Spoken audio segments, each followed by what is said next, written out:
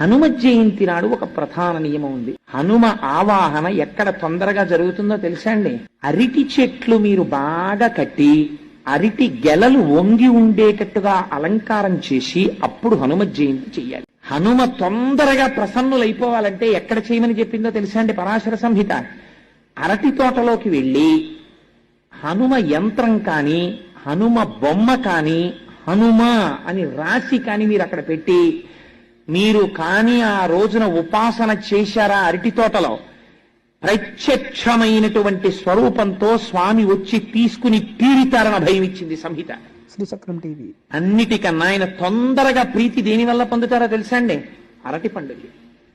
కదలి పూజ అని ప్రత్యేకమైనటువంటి పూజ ఆయనకి. కేవలం అలంకారంతో ఆయన తృప్తి పడిపోతారు.